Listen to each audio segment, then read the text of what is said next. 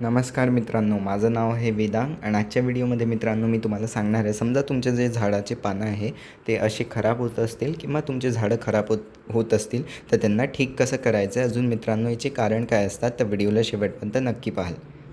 सगळ्यात पहिले मित्रांनो हे असे का बरं होतात पानं, याचं जे असते मित्रांनो जे सगळ्यात मोस्ट इम्पॉर्टंट कारण आहे ते आहे मित्रांनो झाडांना जास्त पाणी टाकणे, म्हणजे की ओव्हर वॉटरिंग करणे.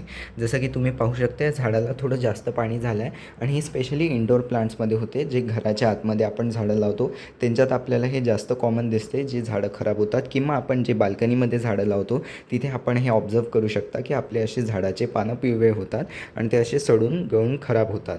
तर हे मित्रांनो कारण आहे पाणी जास्त देण्यासाठी. आणि मी माझ्या खूप साऱ्या व्हिडिओजमध्ये तुम्हाला सांगितलं आहे फिंगर डिप मेथड, म्हणजे तुम्हाला असं बोट घालून पाहायचं आहे. समजा माती चिपकून आली तुमच्या हातावर, याचा अर्थ आहे की झाडामध्ये पाणी आहे, पाणी टाकायची अजिबात गरज नाही. पण समजा बोट आतमध्ये टाकल्यानंतर माती तुमच्या याच्या चिटकून नाही आली त्याचा अर्थ आहे मित्रांनो झाडाला पाणी टाकायची गरज आहे. किंवा तुम्ही असं वरतून पण पाहू शकता एकदम कोरडं दिसत आहे, क्रॅक्स आल्या मातीवर, तर मग पाणी देण्याची खूप गरज आहे. किंवा झाडाचे पानं खाली झुकत असतील तर तुम्हाला पाणी देण्याची गरज आहे.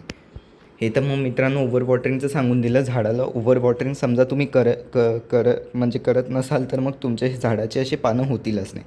पण समजा मित्रांनो आता तुमच्या झाडाचे पानं म्हणजे थोडं पाणी जास्त दिल्या गेलं आहे आणि झाडाचे पानं असे झाले, त्याला रिकवर कसं करायचं आहे. आणि तुम्ही पण पाहू शकता माझंही झाड असं झालं होतं आणि मग पाहू शकता याचे किती छान हे नवीन तुम्ही पाहू शकता हिरवगार पानं आलेली आहेत. तर मी काही सिम्पल टिप्स वापरले जेणे की हे झाड आपलं ठीक होऊन गेलं. तर आता मी तुम्हाला ते सांगतो. सगळ्यात पहिले मित्रांनो काय करायचं आहे, जे झाड आहे ते तुम्हाला शेड एरियामध्ये शिफ्ट करून द्यायचं आहे. जसं पाहू शकता इंडोरच आहे तर हे इंडोरच ठेवलं आहे.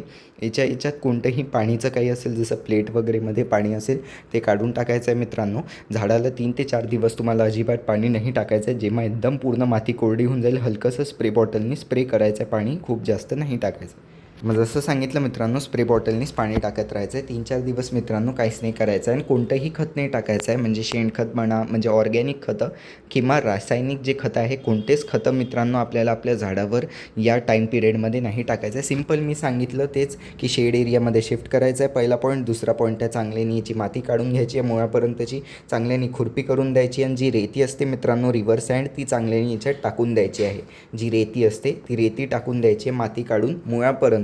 पूर्ण नाही बदलायचे, फक्त जेव्हा हलकेसे मुळं दिसतात आहे वरचे तिथे ती माती काढून त्याच्या जागी रेती टाकून द्यायची आहे. पहिला शेड एरियामध्ये, दुसरा याची माती काढून रेती हे करायचं आहे. तिसरं आहे मित्रांनो पाणी कमी टाकायचं आहे, पाणी याचं झाडाचं बंद करून द्यायचं आहे. काहीच दिवसात मग पाहाल की मित्रांनो याला नवीन पानं येणं सुरू होऊन गेलं आहे. 7 ते एखाद आठवड्यातच तुम्हाला दिसतील की नवीन पानं आलेले आहे. मग मित्रांनो याला तुम्ही 10 ते 15 दिवस झाल्यानंतर फुल सनमध्ये शिफ्ट करू शकता. तशा प्रकारे मित्रांनो आजच्या व्हिडिओमध्ये मी तुम्हाला सांगितलं की तुमच्या झाडाचे पानं असे होत असतील, झाड खराब होत असेल, त्याला कसं वाचवायचं. कसा वाटला व्हिडिओ आवडला असेल व्हिडिओला लाईक करा, शेअर करा, माझ्या चॅनलला सबस्क्राईब करून बेल आयकन नक्की दाबून द्या. आता स्क्रीनवर इथे प्लेलिस्ट येत असेल मित्रांनो त्याला क्लिक करून नक्की पाहाल. खूप चांगली खताची प्लेलिस्ट आहे आणि इथे माझं दुसरं चॅनल आहे वेदांग गार्डनर मराठीच्या नावाने, त्याचा आता लोगो येत असेल त्याला क्लिक करून नक्की पाहाल. त्याच्यावरही खूप सारे झाडासंबंधित व्हिडिओ मी टाकून ठेवले आहे. आणि मित्रांनो व्हॉट्सअपचा ग्रुप नक्की जॉईन करा, लिंक कमेंट डिस्क्रिप्शन बॉक्स दोन्हीच्या टाकून दिली आहे. लिंकला क्लिक करून व्हॉट्सअपच्या ग्रुपमध्ये जॉईन होऊ शकता आणि झाडासंबंधित काही प्रश्न विचारायचे त्या ग्रुपवर मला तुम्ही विचारू शकता. धन्यवाद.